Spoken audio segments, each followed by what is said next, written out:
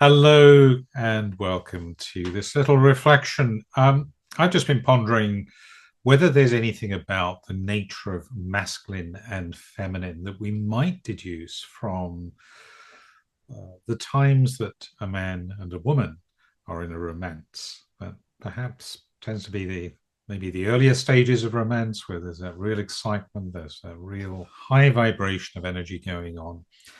And interestingly, I have experienced this a number of times, even though my orientation is very weak and does not normally mean that I am physically attracted to women. Where romance is concerned, I very much am and have enjoyed that experience. So there's an open question there, perhaps. I don't know.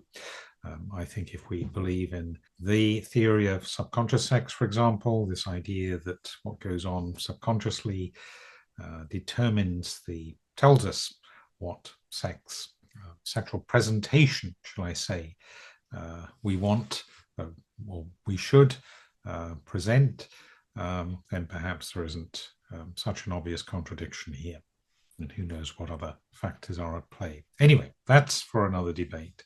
But I was pondering whether these qualities, these phenomena, these powers, these energies, masculine and feminine, is there anything that, looking back on the romances that I've had, which actually now a good few years ago, so it's actually quite tricky to tune in with what was going on then. And I think when you're in a romance, you're not necessarily in a very good position to judge what you're feeling. You're so caught up in the moment that trying to discern qualities of energy, shall we say, is not something that's going to be uppermost in your mind, or you're necessarily going to be very objective about assessing.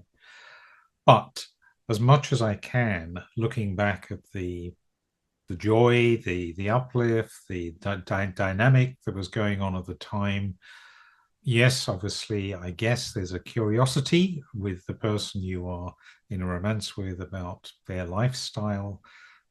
So a guy having an interest in a girl's lifestyle. But primarily, I think it was about dynamic. I think it was primarily about two souls coming together and feeling that they had common ground, both activating each other, as it were, an energy, a vibration, a frequency, a tuning in that doesn't seem to me to have much to tell us about masculine and feminine, not so much about complementing energies. Maybe I'm wrong there. As I say, I'm looking back sometime in my own experience. But it's a question I thought was worth raising. Maybe I'm alone in having this point of view, or maybe others have other thoughts on this. Could be we can learn something about what is masculine, what is feminine through our romances. But at the moment, I'm drawing a blank. Anyway, little reflection. One of these little curious questions that might feed into this broader question about these two hard to define phenomena.